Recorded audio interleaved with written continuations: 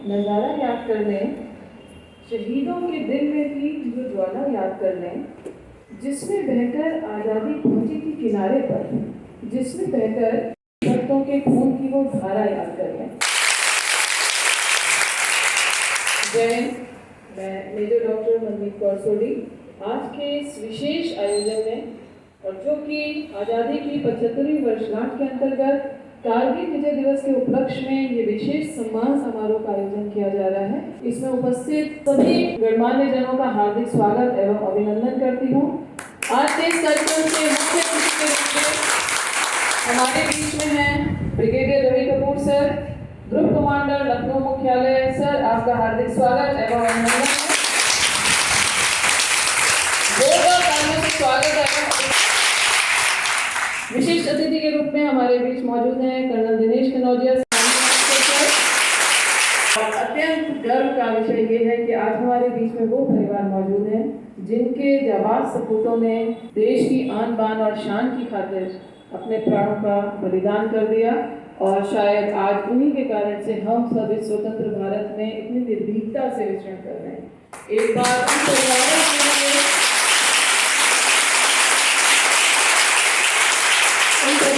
हमारे बीच में मौजूद हैं परमवीर चक्र विजेता कैप्टन मनोज कुमार पांडे जी के पिताजी श्री देवेंद्र पांडे,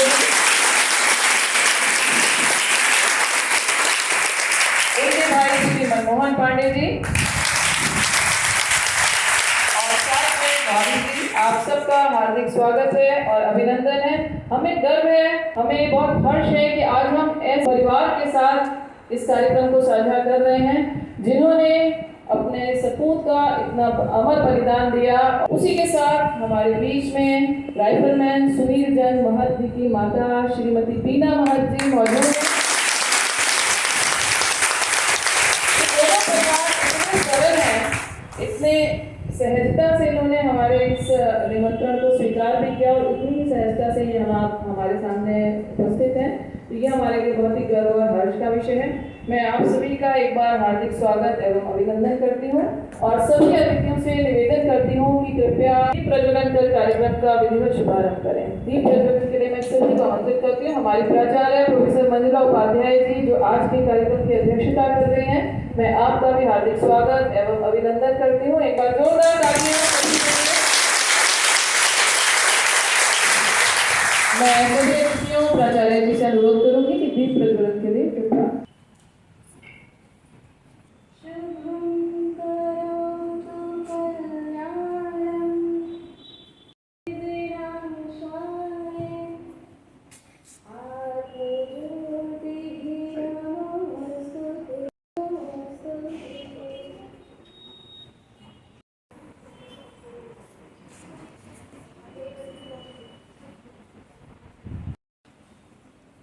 बहुत बहुत धन्यवाद सर। भारतीय परंपरा के अनुसार किसी भी कार्य का आरंभ हम ईश वंदना से करते हैं और गणेश वंदना पर नृत्य प्रस्तुत करने के लिए मैं कैडेट स्वाति त्रिपाठी को मंच पर आमंत्रित करती हूँ कि वे अपनी वंदना प्रस्तुत करें।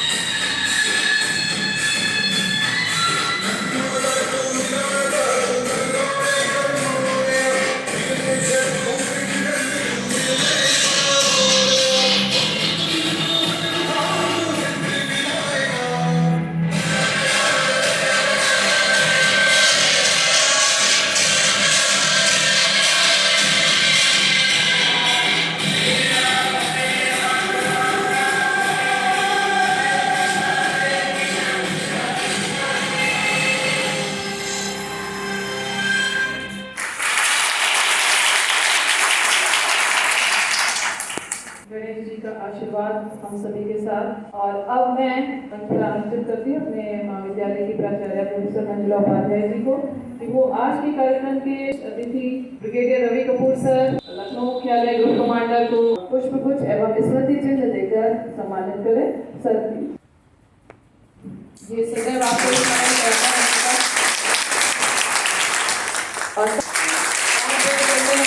ये इस बात का द्योतक है कि सदैव जैसे जैसे ये प्रफुल्लित हो वैसे वैसे आपका जीवन भी प्रफुल्लित हो सर। और साथ ही साथ मैं मैम को एक बार फिर से मंच पर बुलाऊंगी। आज के कार्यक्रम के विशिष्ट अतिथि कर्नल दिनेश कनौजिया सर हमारे बीच में मौजूद हैं। ये हमारी अपनी बटालियन के हैं, लेकिन इतनी सहजता और सरलता से हम लोग को सदा मोटिवेट करते रहे सर। आपका बहुत बहुत स्वागत है।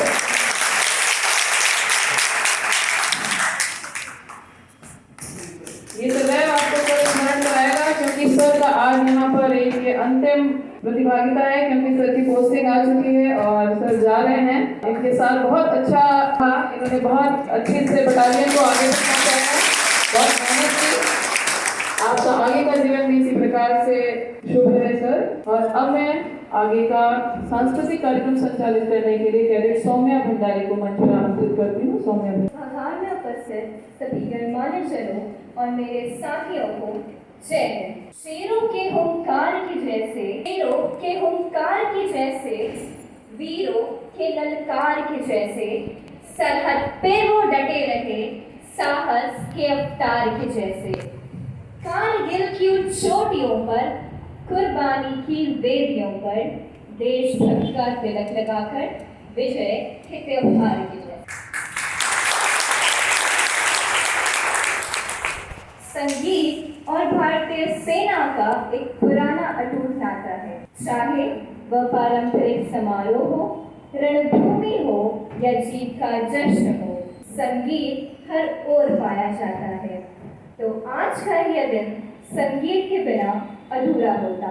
जोरदार तालियों से स्वागत करिए एनसीसी कर्नल हरजीत कौर, तनु सारस्वत, कीर्ति रस्तोगी, पंखुड़ी सिंगल और तनुजा कांडपाल का, जो आपके समक्ष एक गीत प्रस्तुत करने जा रहे हैं। देश में तेरी शान पे सदके कोई धन है क्या, तेरी धूल से बढ़ के, तेरी धूप से रोशन है मेरा, मैं तेरा परिंदा। है अर्ज़ी दीवाने की जहाँ भोर सुहानी देखी, एक रोज वही मेरी शाम हो। कभी याद करे जो ज़माना, माटी पे मर मिट जाना, जिक्र में शामिल मेरा नाम हो। ओ देश मेरे तेरी शान पे सदके कोई धन है क्या, तेरी धूल से बढ़ के, तेरी धूप से रोशन, तेरी हवा पे जिंदा, तू बाग है मेरा, मैं तेरा परिंदा।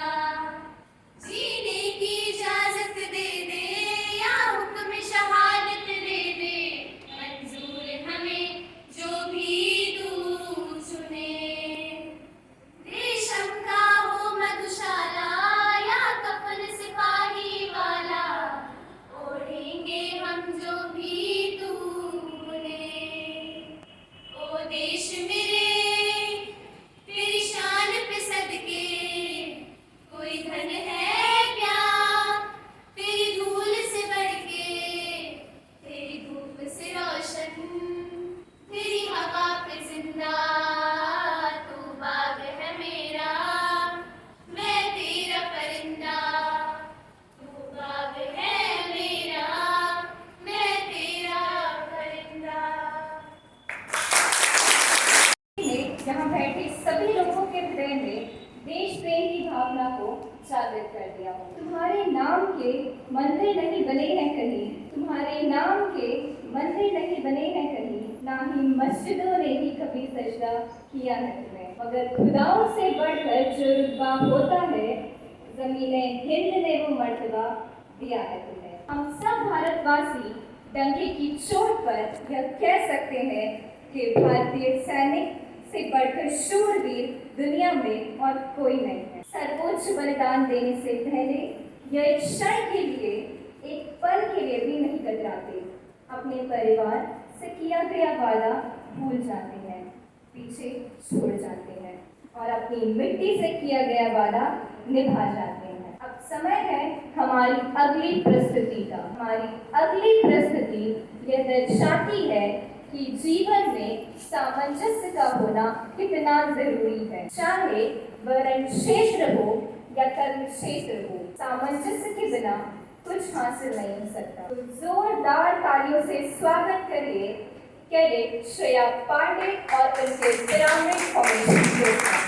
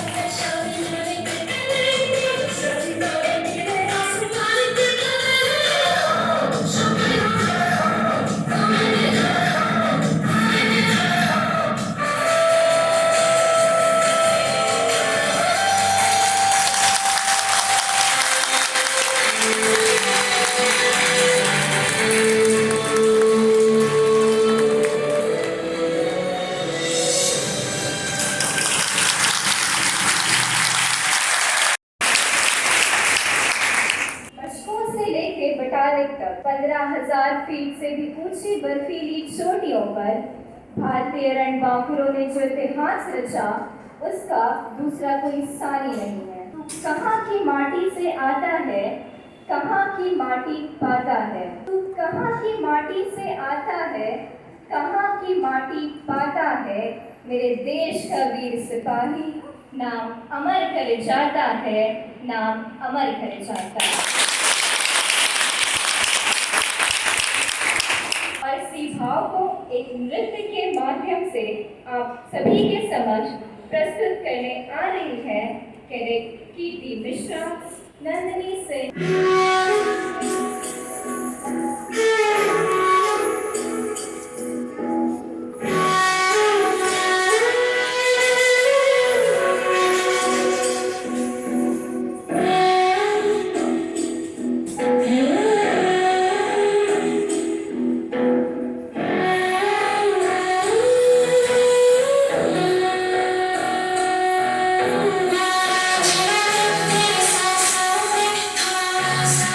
Come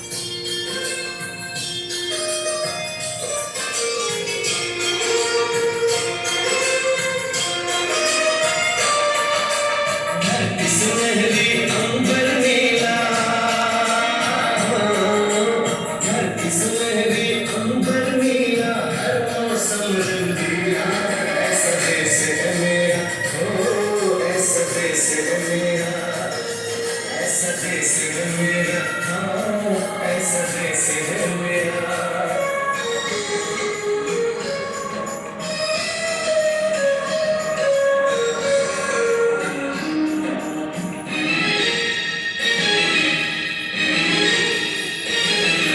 ये दुनिया एक दुल्हन, ये दुनिया एक दुल्हन, दुल्हन के माथे की बिंदिया। ये मेरा इंडिया, ये मेरा इंडिया।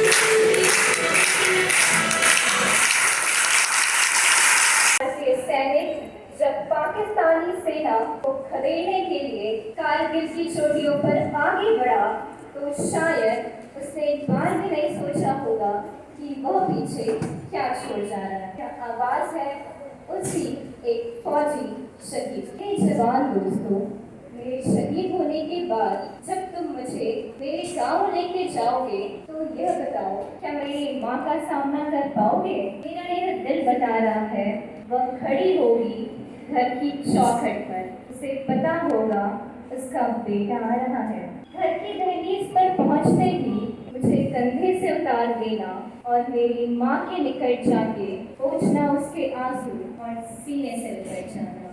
कहना जाते जाते उसके बेटे ने कई दिन पहली बार वक्त पर सोया है, आज तेरा बेटा वक्त पर पहली बार सोया है।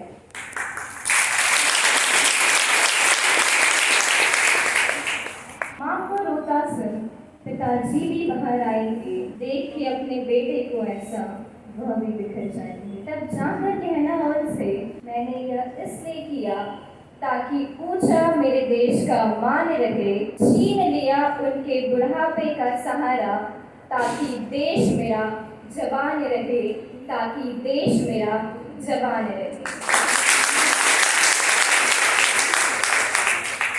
मेरे छोटे भाई से कहना, माँ को संभाल ले वो, पर जहन में ये बात डाल ले वो। एक माँ यहाँ आंसू बहा रही है, एक माँ यहाँ आंसू बहा रही है, तो दूसरी माँ वहाँ उसे सरहद पे बुला रही है, तो दूसरी माँ वहाँ उसे सरहद पे बुला रही है। उसे एक माँ के दूध का कर्ज भी चुकाना है और दूसरी माँ के लिए फर्ज भी निभाना है। मेरी बीवी सहमी सी बैठी होगी, उसे कहना करवा चौथ हर साल रखे और तब तक रखे जब तक आसमां में चंदा है, देश तो जिंदा है। हो सके तुम्हें, लेकिन मुझे जलता देख कोई आंसू मत बहाना, लेकिन मुझे जलता देख कोई आंसू मत बहाना, क्योंकि जलकर इस देश की मिट्टी में मिल जाऊंगा मैं, क्योंकि जलकर इस देश की मिट्टी में मिल जाऊंगा मैं। शहीद हूँ देश प्रेम का फूल बनकर, दोबारा खिल जाऊंगा मैं। देश प्रेम का फूल बनकर।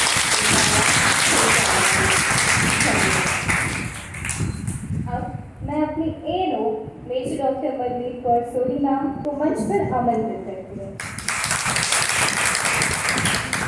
बहुत सुंदर प्रस्तुति। इन युवा कैडेट्स को खास तौर से इस तरह के कार्यक्रम से जोड़ने की आवश्यकता है, क्योंकि हम आज़ादी की 75वीं वर्षगांठ मना रहे हैं और 100वीं वर्षगांठ तक हमारे देश को क्या दशा और दिशा मिलनी चाहिए, इस पर हमें वर्कआउट करने की ज़रूरत है, इस पर काम करने की आवश्यकता है और ये काम हमारे देश के युवा कर सकते हैं। इसलिए विशेष रूप से ये जो आयोजन किए जा रहे हैं उनका हिस्सा इन युवा कैडेट्स को, युवा छात्राओं को बनना बहुत आवश्यक है।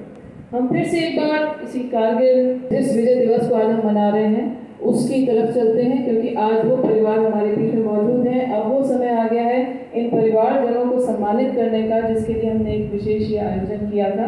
कारगिल विजय हम सभी जानते हैं 26 जुलाई को मनाया जाता है और जिसे हम ऑपरेशन विजय के नाम से भी जानते हैं, और इसमें भारत के लगभग 527 भारतीय सैनिक शहीद हुए। जम्मू कश्मीर के कारगिल जिले में नियंत्रण रेखा LOC है। पाकिस्तान ने अपनी सेना को घुसपैठिए बनाकर इस LOC में भेज दिया, जिसका मुख्य उद्देश्य था भारतीय सीमा पर तनाव पैदा करना। ये वो समय था जब भारतीय सेना की चौकी ढलान पर थी, जिसकी वजह से भारत पर हमला करना आसान था। पाकिस्तानी सैनिकों ने नियंत्रण रेखा को पार करके भारत के नियंत्रण वाले क्षेत्र में प्रवेश किया। 3 मई 1999 को पाकिस्तान के लगभग 5000 सैनिकों ने कारगिल के पहाड़ी क्षेत्र में घुसपैठ की और भारत में चौकियों पर कब्जा कर दिया। जब भारत को इसकी जानकारी मिली तो भारतीय सेना ने ऑपरेशन विजय के नाम से एक योजना बनाई और पाकिस्तानी सेना को खदेड़ दिया। दरअसल युद्ध के पीछे की कहानी 1971 से शुरू हुई, जब भारत पाक युद्ध के बाद कई सैन्य संघर्ष हुए। दोनों देशों ने 1998 में परमाणु परीक्षण किया, जिसकी वजह से तनाव काफी बढ़ गया।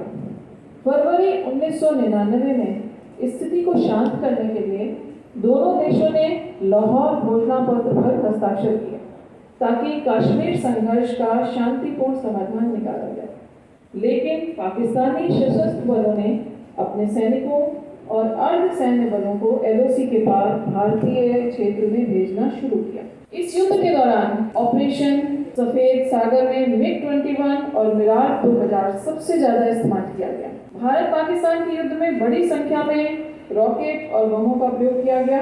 द्वितीय विश्व युद्ध के बाद ये एक ऐसा युद्ध था जिसमें सबसे ज्यादा बमबारी की गई। लगभग 2 सप्ताह बाद जब भारत सरकार को इसकी जानकारी मिली तो भारतीय सेना ने ऑपरेशन विजय के नाम से योजना बनाई और पाकिस्तानी सेना को खदेड़ दिया और अंत में भारत ने पाकिस्तान पर जीत हासिल की और ऑपरेशन विजय को सफल बनाया। और ये सफलता इसी आधार पर थी क्योंकि जाबाज सिपाही जो हमारी सरहद पर थे, उन सब के दिलों में एक ही बात थी कि लहराएगा तिरंगा अब सारे आसमान पर, लहराएगा तिरंगा अब सारे आसमान पर, भारत का नाम होगा सबकी जुबान पर, ले लेंगे उसकी जान या खेलेंगे अपनी जान पर, ले लेंगे उसकी जान या खेलेंगे अपनी जान पर, कोई जो आंख उठाएगा हमारे हिंदुस्तान पर।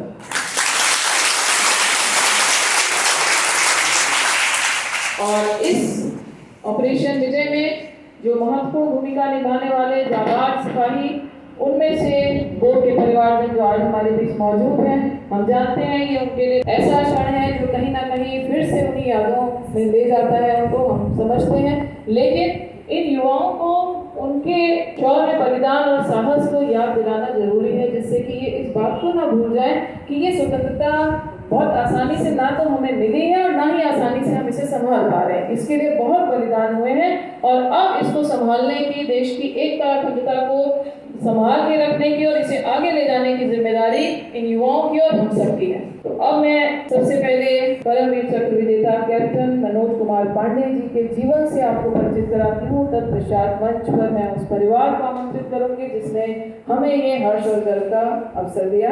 कारगिल युद्ध में भारतीय सेना ने असीम साहस और धैर्य का परिचय दिया था। इस युद्ध में अपने अदम्य साहस और नेतृत्व के लिए कैप्टन मनोज कुमार पांडे को मरणोपरांत परमवीर चक्र का सम्मान दिया गया। गौरवशाली गोरखा राइफल्स के कैप्टन मनोज कुमार पांडे 3 जुलाई 1999 को ही कारगिल युद्ध में शहीद हुए थे। लेकिन शहीद होने से पहले कैप्टन पांडे ने खालूवाड़ चोटी पर तिरंगा फहराकर कारगिल युद्ध का रुख पलट दिया।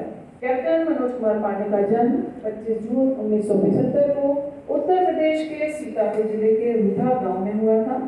उनके पिता का नाम श्री गोपीचंद पांडे जी, जो आज हमारे बीच मौजूद हैं, और माता का नाम श्रीमती मोहनी।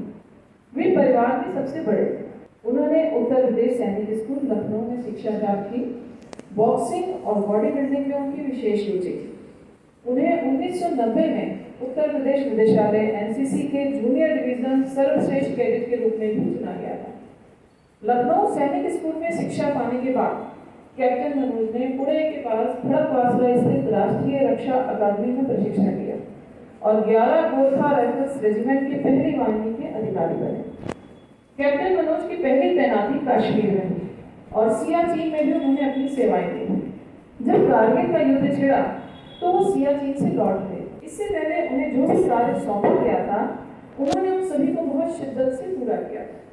वे हमेशा आगे बढ़कर अपने सैनिकों का नेतृत्व करने वालों में से एक रहे थे। 3 जुलाई 1999 को 11 गोरखा रेजिमेंट की बी कंपनी को कारगिल के बटालिक सेक्टर में हलुआ टॉप पर कब्जा करने का काम सौंपा गया था। कैप्टन पांडे इस कंपनी में प्लेटून की कमान संभाल रहे थे। भारतीय सेना ये जानती थी कि इस पर कब्जा करने से पाकिस्तानी सेना के दूसरे ठिकाने खुद ब खुद कमजोर हो जाएंगे और उन्हें रसद पहुंचाने में और वापसी में परेशानी हो जाएगी। खालूवाड़ चोटी पर पाकिस्तानी सैनिकों ने गोलीबारी करनी शुरू कर दी। सभी भारतीय सैनिकों को इधर उधर बिखरना पड़ा। उस समय करीब 60 से 70 मशीन गन गोलियां बरसा रही थी। कैप्टन पांडे बिना देरी किए तुरंत ऊपर चढ़ने लगे। बर्फीली रात में ऊपर चढ़कर उन्होंने रिपोर्ट दी कि वहां पर 6 बंकर हैं। उन्होंने बंकरों तक पहुंचकर उनके लूप होल में ग्रेनेड डालकर उन्हें उड़ाया, लेकिन चौथे बंकर में ग्रेनेड फेंकते समय उन्हें गोलियां लग गईं और वो खून से लथपथ हो गए। कुछ गोलियां उनके माथे पर भी लगी, लेकिन उन्होंने गिरते हुए कहा, ना छोड़ो। इसके बाद चौथे बंकर में फेंका गया उनका ग्रेनेड फट पड़ा और बचकर भागने वाले पाक सैनिकों को भारतीय सैनिकों ने नहीं बख्शा। इस तरह से कैप्टन मनोज कुमार पांडे मात्र 24 साल 7 दिन की उम्र में ही, एक ऐसी उम्र जिसमें हम ज़्यादातर लोग ये सोच नहीं पाते कि उनका कैरियर क्या होगा, इतनी छोटी उम्र में अपने देश के लिए शहादत की अनोखी कहानी लिख रहे। कैप्टन पांडे के कारनामे ने युद्ध में भारत का पलड़ा भारी कर दिया, जिसके बाद भारतीय सेना ने पीछे हटकर नहीं देखा और अंततः कारगिल युद्ध में भारत की ही जीत हुई। उनके अदम्य साहस और वीरता के लिए उन्हें मरणोपरांत सेना का सर्वोच्च वीरता पुरस्कार परमवीर चक्र प्रदान किया गया, उससे सम्मानित किया गया। ऐसे वीर जाबाज सिपाही सपूत के परिवारजन को अपने मध्य पाकर हम सभी अत्यंत हर्ष और गर्व का अनुभव करते हैं। मैं पूरे सम्मान के साथ मंच पर आमंत्रित करती हूँ श्री गोपी चंद्र पांडे जी को, श्री मनमोहन पांडे जी को और श्रीमती अनुराधा पांडे जी को। रवि कपूर सर, हमारी प्राचार्य प्रोफेसर मंजुला उपाध्याय जी और विशिष्ट अतिथि कर्नल दिनेश मनोरिया सर, आप सभी मंच पर आए और इस परिवार को सम्मानित करें। और आप सभी से अनुरोध है कि तालियां बजती रहनी चाहिए। हमें खड़े होकर अपने स्थान पर जोरदार तालियां बजाएं।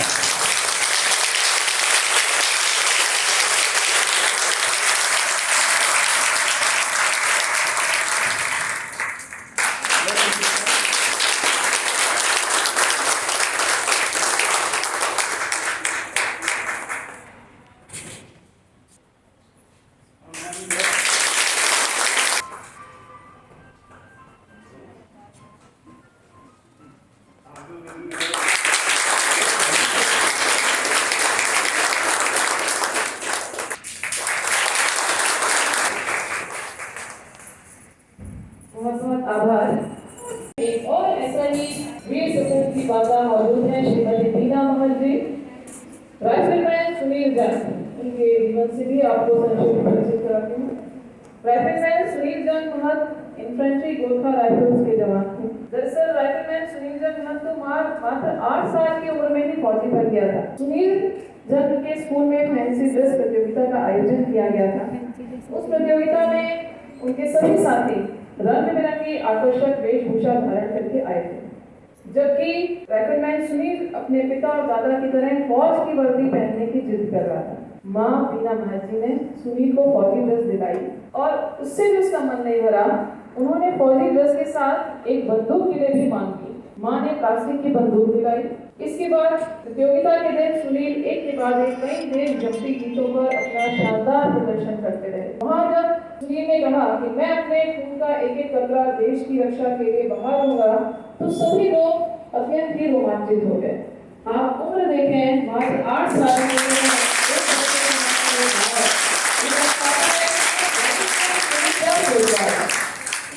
यही 8 साल का सुनील जब 16 साल का हुआ तो एक दिन घर वालों को बिना बताए ही सेना में भर्ती हो गया।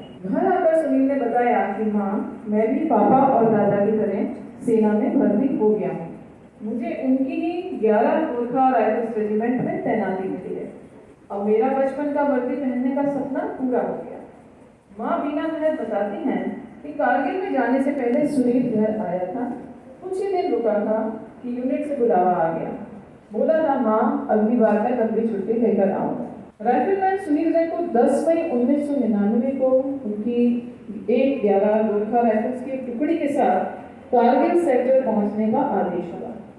सूचना इतनी ही मिली थी कि कुछ घुसपैठिए भारतीय सीमा के भीतर गुपचुप तरीके से प्रवेश कर गए। 3 दिनों तक राइफलमैन सुनील जैन दुश्मनों का डट कर मुकाबला करता था। वो लगातार अपनी टुकड़ी के साथ आगे बढ़ रहा था कि 15 मई को एक भीषण गोलीबारी में कुछ गोलियां उसके सीने में जा लगी। इस पर भी सुनील के हाथ से बंदूक नहीं छूटी और वो लगातार दुश्मनों पर प्रहार करता रहा। तब ही ऊंचाई पर बैठे दुश्मन की एक गोली सुनील के चेहरे पर लगी और सिर के पिछले हिस्से से बाहर निकल गई। सुनील वहीं पर शहीद हो गए। सुनील के दादा मेजर नकुल जंग ब्रिटिश दौर में गोरखा राइफल्स में शामिल हुए थे, जबकि पिता नर नारायण जंग महत भी सेना की गोरखा टुकड़ी में थे। पिता नर नारायण जंग के बाद बेटा सुनील भी उनके रास्ते पर चल पड़ा था। सुनील को घर में ही अपने जाबाज दादा और पिता से सेना में शामिल होने की प्रेरणा मिली। जिस उम्र में युवा अपने कैरियर के बारे में गंभीरता से सोच भी नहीं पाते, उस उम्र में देश की रक्षा के लिए राइफलमैन सुनील जैन सेना में भर्ती हो गए। 16 की उम्र में सेना में भर्ती हुए राइफलमैन सुनील जैन कारगिल विजय के एक प्रकार से हीरो थे। सुनील जैन कारगिल युद्ध में एक ऐसे ही युवा राइफलमैन थे जिन्होंने सबसे पहले दुश्मन का सामना किया और बहादुरी से सामना करते हुए वीरगति को प्राप्त हुए। देशवासियों को राइफलमैन सुनील जैन की शहादत पर नाज है और हमेशा रहेगा। और पूरे सम्मान के साथ मैं श्रीमती बीना महत, उनकी माता जी को इस मंच पर आमंत्रित करती हूँ।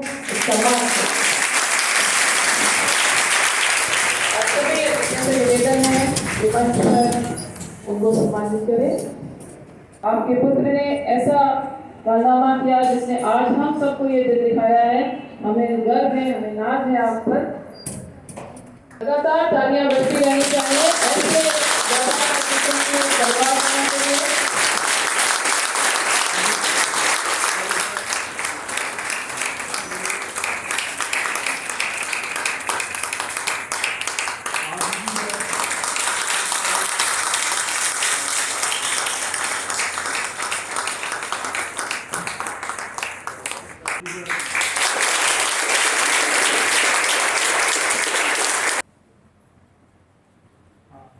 Yes, okay.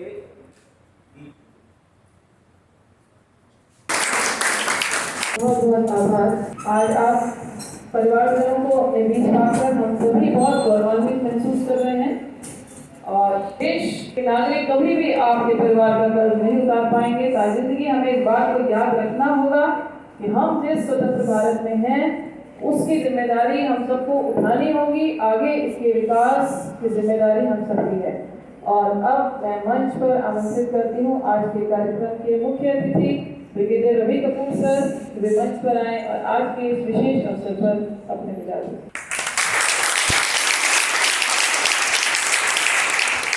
नवयुग कन्या महाविद्यालय के प्रिंसिपल साहब, यहाँ की DNO, बहुत ज़्यादा proactive DNO major doctor Manvir और बाकी स्कूल के टीचर, आप NCC कैडेट्स जो यहाँ के हैं और बाकी जो छात्राएं हैं, सबसे पहले तो मुझे बहुत गर्व और खुशी का अनुभव हो रहा है कि आप लोगों ने मुझे यहाँ बुलाया है।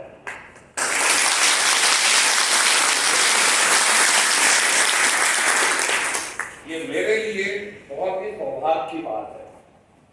और इसके ऊपर जैसे कहते हैं सोने पे सुहागा, इससे अच्छा क्या हो सकता है कि लखनऊ के जिन्होंने 2 शहीद के परिवार यहाँ पर उपस्थित हैं और वो हम लोग के साथ इस कार्यक्रम की शोभा में आए हुए हैं, यहाँ पर आए हुए हैं और उनका यहाँ पे हम लोग के साथ रहना, कल कारगिल दिवस है, आप सबको मालूम है और 23 साल हो गए तो कारगिल को और आप लोग आए हुए हैं सर।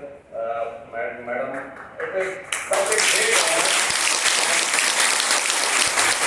कन्या महाविद्यालय ने जो इस आयोजन को किया है इस कारगिल दिवस के लिए, वो बहुत बहुत ही उल्लेखनीय है और बहुत ही अच्छा लग रहा है हमको।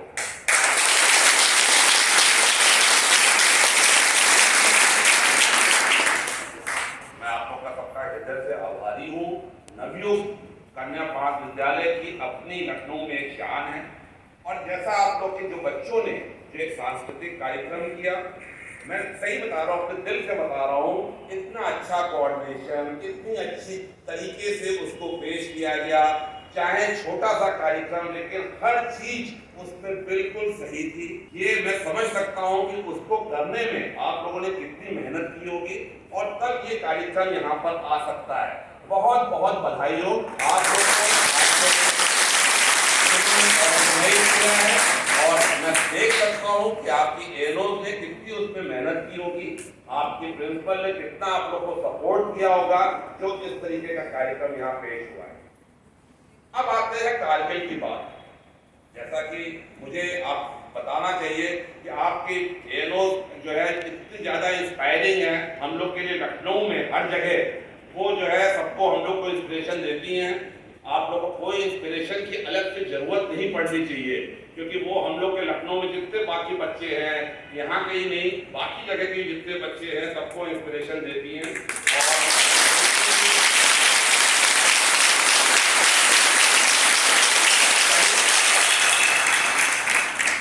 और कहीं पर भी ऐसी कोई जगह नहीं होती जहाँ पे उनको ना बोल पाया जाता है और अपनी तरफ से अपना कहीं पर भी पूरी तरीके से इन सबको इंस्पायर करती हैं।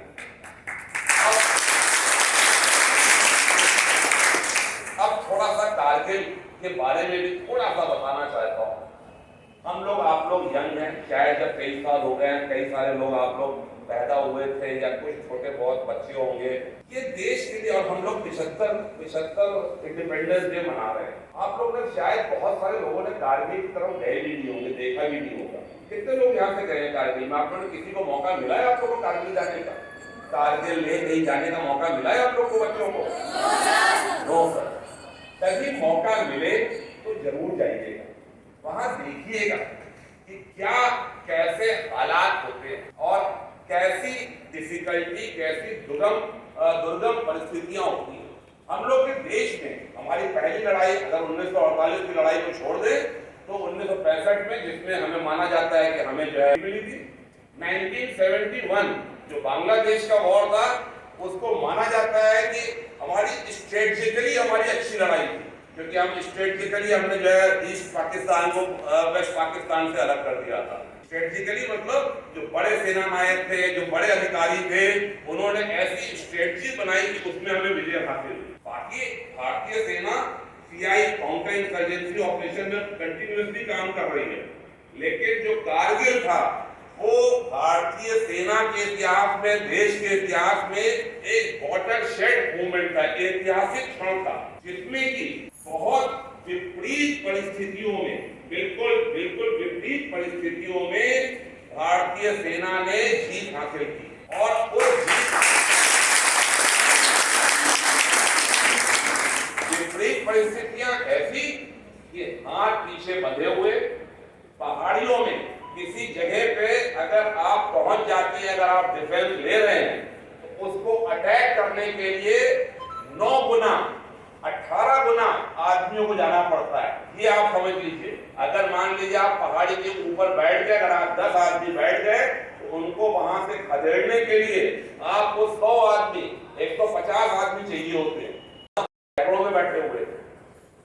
दूसरी चीज ये माना जाता था, जैसा कि आपके एनोज ने बताया, कि उस कारगिल युद्ध में जो वाइट वाटरशेड, जो कि वाटरशेड मूवमेंट क्यों था, क्योंकि ये जवानों की लड़ाई थी, नौजवानों ने कल लड़ाई की थी, उन्होंने आगे बढ़ के जो है सबका संचालन किया और जीत हासिल की। पूरा मालूम होते हुए भी कि अगर आगे जाएंगे तो शायद वापस लौट के ना आए। कैप्टन मनोज पांडे 24 साल के थे, सुनील जंग 18 साल के 19 साल के थे, और जितने लोग वहां गए ये जवानों की लड़ाई थी। ये जो है बड़े बड़े सेना नायकों की लड़ाई नहीं थी कि बहुत बड़े अधिकारी बैठे हुए थे वो स्ट्रेटजी बना रहे थे, उससे लड़ाई हो रही थी। ये ग्राउंड पे लड़ाई थी, बाहर बैठ के प्लानिंग वाली लड़ाई नहीं थी। तो ये आप लोग जो यहाँ बैठे हुए हैं एनसीसी में, ये समझ लीजिए कि उन लोगों ने ऐसी लीडरशिप दिखाई थी। आप लोग जो उस एज में हैं या उस एज में आने वाले हैं, तो कोई ऐसा मोहताज नहीं, हम अभी बच्चे हैं। उस एज में अगर ये लोग ऐसा काम कर सकते थे तो आप भी कर सकते हैं। इस चीज को ध्यान रखिएगा। मैं श्योर हूं जब भी मौका मिलेगा आप लोग को तो आप भी उससे अच्छा करके दिखाएंगे। और ऐसा मौका कोई जरूरी नहीं कि हर आदमी को कारगिल जाने की जरूरत पड़ती है। जहां पर भी हो, जैसा भी काम करे, सबको उसी ताकत से, उसी जज्बे से करना एक बहुत बड़ी है। और ज्यादा मैं आप लोग को नहीं बताऊंगा। फिर से एक बार धन्यवाद बोलता हूं नवयुक्त महाविद्यालय के एडमिनिस्ट्रेशन का और आप लोगों का, शहीदों के परिवारों का, कि आप लोगों ने ये कार्यक्रम का आयोजन किया और आप लोग यहाँ पर आए। बहुत बहुत धन्यवाद।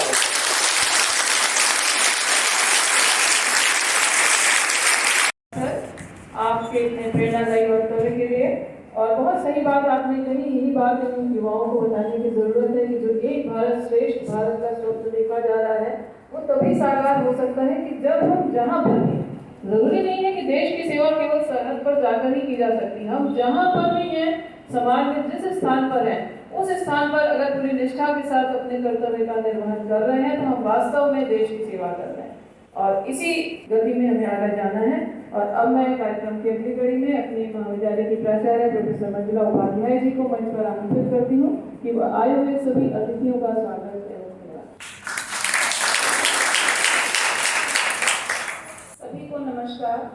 कल कारगिल विजय दिवस है। जैसा कि अभी बताया गया आपको कि आज से 23 साल पहले 1999 में ये युद्ध लड़ा गया और कितनी विषम परिस्थितियों में भी सर ने भी बताया कि आपको कितने हैंड्स की ज़रूरत थी या कितनी बड़ी स्ट्रेटजी की ज़रूरत थी। पर जब आपके ऊपर कोई परिस्थिति आती है तो जो कायर होते हैं वो भी भाग लेते हैं, अपनी वीर दिखा देते हैं, और जो वीर होते हैं वो उससे लड़ते हैं और फिर उन्हीं लोगों की वजह से हम आज सुरक्षित हैं।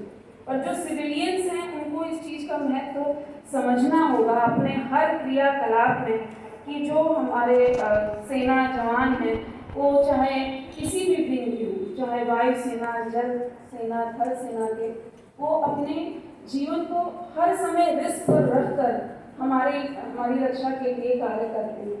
उसमें से कुछ लकी रहते हैं कि जो हमारे बीच रहते हैं और कुछ होते हैं जो शहीद हो जाते हैं। हम उनको मृत प्राय कर ऐसे दर्जा नहीं दे देते।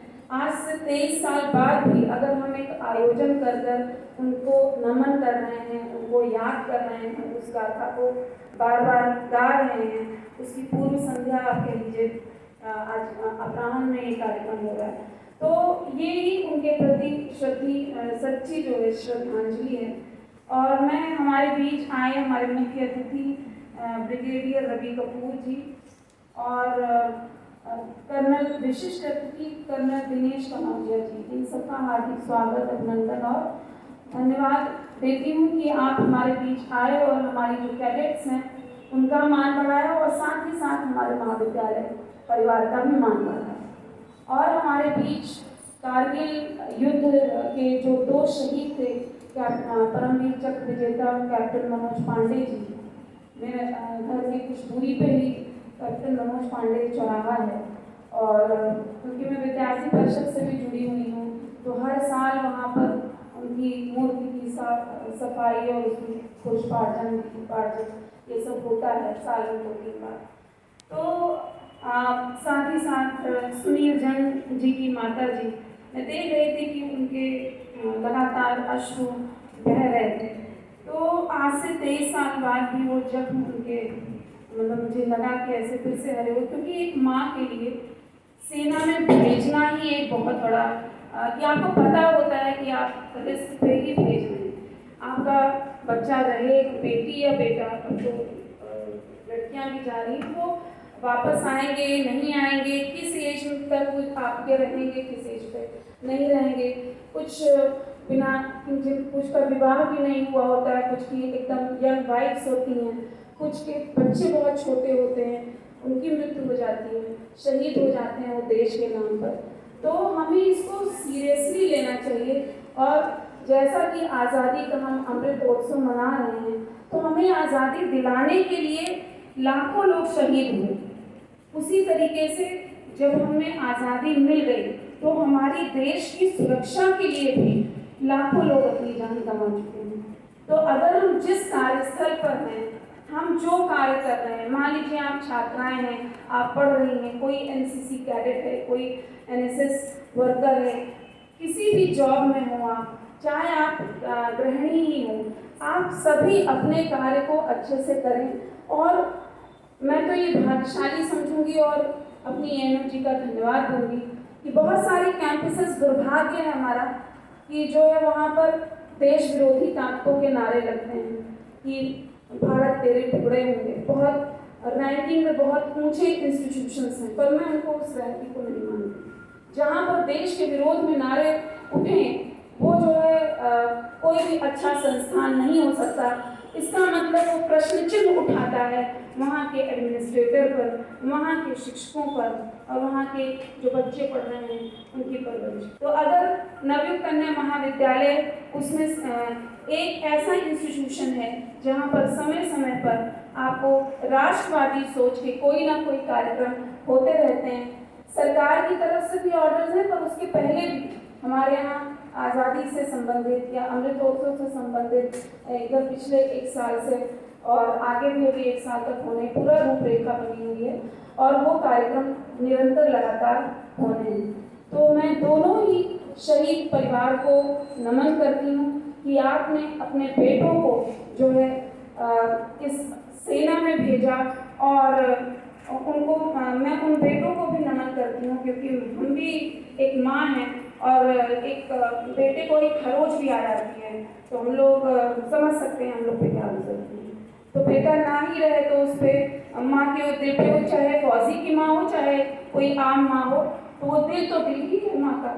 अब जैसे मैंने देखा सभी की आंखों में आंसू थे, तो बस ऐसी सच्ची श्रद्धांजलि हम लोग अर्पित करें और ईश्वर से यही प्रार्थना करें कि किसी भी माँ की कोख ऐसे खाली ना हो और किसी का बेटा ऐसे शहीद ना हो और साथ ही साथ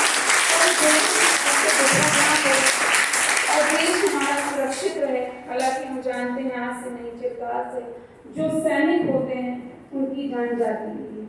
आज ये हमारे भारत देश की बात है तो हमारे जो है कुछ लोग शहीद होते हैं, किसी और देश की बात होती है तो वहाँ भी माँ है, पिता है और उनके भी सैनिक शहीद होते हैं। पर ये है कि कॉज क्या है, भारत कभी भी पहले आक्रमण नहीं करता, छल कपट नहीं करता, बस इसलिए हम अपने आप को ज़्यादा गौरवान्वित महसूस करते हैं। और इसी के साथ मैं आप सभी को फिर से नमन करती हूँ। भारत माता की जय, वंदे मातरम। वंदे मातरम, वंदे मातरम।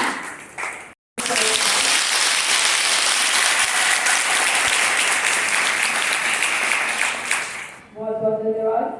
जैसा कि हमारे प्राचार्य जी ने बताया कि ये महाविद्यालय हमेशा से बालिका शिक्षा को लेकर के आगे बढ़ता रहा है, उसी सोच के साथ रहा है और बालिकाएं एक राष्ट्रवादी सोच के साथ आगे बढ़े, उसके लिए विभिन्न कार्यक्रम होते हैं। और जैसा अभी तक बात हुई कि आज़ादी की 75वीं वर्षगांठ के उपलक्ष्य में ही ये विशेष आयोजन पूरे साल भर चलाए जा रहे हैं और इसके पीछे केवल और केवल एक ही उद्देश्य है कि जिस रूप में आज हमारे सामने भारत है, इसकी एकता, अखंडता, सुरक्षा की जिम्मेदारी हम सबको एक एक नागरिक को उठानी होगी। हर एक की अपनी जगह पर एक भूमिका है और चाहे वो सरहद पर हो, चाहे वो जो भी उसको प्रभाव मिला है, समाज में उसकी जो भी स्थिति है, उस स्थिति पर अगर आप रह करके अपनी सभी कर्तव्यों का पालन बड़े प्रकार से करते हैं तो आप वास्तव में देश प्रेमी हैं। और हम सभी को एक चीज की और संकल्प लेना होगा कि आज़ादी की 100वीं वर्षगांठ के अवसर पर हम लोग ये देखें कि देश एक नए विकास की ओर है और एक जो लगातार चारों तरफ लड़ाई और संघर्ष का माहौल है, हम लोग ये भी एक प्रार्थना करते हैं कि ईश्वर करे एक वसुधैव कुटुंबकम की भावना का भी विकास हो, कि ये जंग हो ही ना। जो ये बार बार बात होती है कि कोई भी को उजड़े, माँ को तो कष्ट होता ही है और किसी भी देश की माँ को, तो ऐसी स्थितियां भी हो, ईश्वर से ये प्रार्थना है कि इस तरह की जंग ना हो, कोई भी कोप ना हो उजड़े, क्योंकि फिर हमारे सबके दिल में यही आता है ना, फिर उड़ गई नींद मेरी ये सोचकर, फिर उड़ गई नींद मेरी ये सोचकर कि सरहद पर जो बहा वो खून मेरी नींद के लिए था। तो ये बात आप सभी का अब मैं कार्यक्रम की समाप्ति की ओर हूँ, तो धन्यवाद ज्ञापन बहुत छोटा शब्द औपचारिक सा मुझे लग रहा है, लेकिन फिर भी एक कार्यक्रम की औपचारिकता होती है। आज के इस कार्यक्रम में मुख्य अतिथि के रूप में हमारे ब्रिगेडियर रवि कपूर सर ने बहुत सहजता और सरलता से हमारे इस निमंत्रण को स्वीकार किया। सर, आपका बहुत बहुत आभार और धन्यवाद। महाविद्यालय का एनसीसी में इससे बहुत कृतज्ञ है और एक बार जोरदार तालियां बेटा।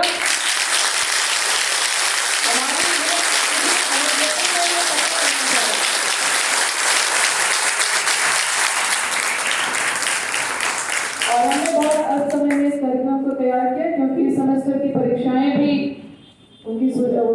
आ चुकी है सूची, तो बच्चे उसमें भी इन्वॉल्व है। फिर भी हम इस दिवस को यूं ही जाने नहीं देना चाहते थे कि ये बच्चे इस भावना से भी ओतप्रोत रहें, इसलिए इस कार्यक्रम को तैयार किया। कर्नल दिनेश कनौजिया सर, हम लोग बहुत ही एक प्रकार से कहा जाएगा द्रविड़ हृदय से आपको विदा करेंगे इस बटालियन से, क्योंकि हम सबका बहुत अच्छा कोऑर्डिनेशन था और बहुत अच्छी तरह से आप हमारी बटालियन को आगे ले जा रहे थे और हमें उम्मीद है कि आप सदैव आपका सहयोग और इसमें इसी तरह से आप जहाँ भी बटालियन में होंगे हम सबको मिलता रहेगा। आपका भी बहुत बहुत आभार। हमारे पूरे परिवार मौजूद हैं, बाबू जी आपका बहुत बहुत आभार, मनोज भैया, भाभी जी, आप सब ने यहाँ आकर हमारे इस कार्यक्रम को हम 4 चांद नहीं कहेंगे, हम कहेंगे सैकड़ों चांद लगा दिए, जिसने कि इस कार्यक्रम की शोभा को बढ़ा दिया, हम सबको ये गर्व करने का अवसर दिया, हमें ये महसूस करवाया और ख़ास तौर से जिन युवा छात्राओं को हम ये महसूस कराना चाहते हैं कि उस मंजर को भी महसूस करें कि कैसी कैसी स्थितियाँ रही होंगी। जैसे कमांडर सर ने भी कहा कि विपरीत परिस्थितियों में अपने आप को साबित करना बड़ी बात होती है। सामान्य परिस्थितियों में तो हर कोई आगे बढ़ जाता है, लेकिन जहाँ परिस्थितियाँ विपरीत हो और कुछ भी पहले से निश्चित ना हो, जमीन पर एक युद्ध चल रहा है, उस समय हमको अपने विवेक का सहारा लेना पड़ता है कि किस परिस्थिति में क्या करना है और उसमें जूझना आपको सीखना चाहिए। जीवन में ऐसी परिस्थितियाँ आती रहती हैं। तो आप सबका भी बहुत बहुत आभार। और हमारी साथी प्रवक्ताएं जो लगातार हमारे इस कार्यक्रम में बनी रही, आप सब इस कार्यक्रम की शोभा होते हैं, आप सब से कैडेट्स का हौसला बढ़ता है। आप सभी प्रवक्ताओं का बहुत बहुत आभार और धन्यवाद। तो जिनको हम ये सिखाना चाहते हैं, तो कोई भी कार्यक्रम जो है वो अपने आप में सफल नहीं हो सकता। आज के इस कार्यक्रम को आयोजित करने में आप सभी ने महत्वपूर्ण भूमिका निभाई, सबका बहुत बहुत धन्यवाद और स्वागत। लेकिन मैं कुछ बच्चों के नाम जरूर यहाँ पर मेंशन करना चाहूँगी, क्योंकि कुछ तो अपनी प्रतिभागिता से मंच पर आ गए, लेकिन पर्दे के पीछे भी बहुत होते हैं जो पूरा जोर लगाकर अपना काम करते हैं और वो दिखते नहीं है जरूर सामने से, लेकिन जो पूरी व्यवस्था करना कठिन होता है, दिखने में वो आसान लगता है। तो मैं कैडेट प्रिया यादव, दीपाली तिवारी, प्रियांशी, ये बच्चे एक मंच पर आ गए, मेरे जोरदार तालियां बनती है। उन्होंने छुट्टी में बहुत काम किया। सौम्या आपको भी लोग बता रहे हो, प्रियांशी ये जो लगातार वीडियोग्राफी कर रही है, ये बच्चों ने क्राफ्ट वर्क से लेकर आकांक्षा पाल को भी मैं बुलाऊंगी, जिसने बहुत सुंदर क्राफ्ट वर्क बनाया है। और नीचे एक क्राफ्ट वसुंधरा ने बनाया है श्रीनंद महल जी का, जो अभी आपके परिवारजनों को हम लोग भेंट भी करेंगे कि कितनी सुंदरता से इन बच्चों ने वो स्केच बनाया है। तो आप सभी को शुभकामनाएं। और अब राष्ट्रगान के साथ इस कार्यक्रम का समापन होगा। आप सभी से निवेदन है कि अपने स्थान पर खड़े हो।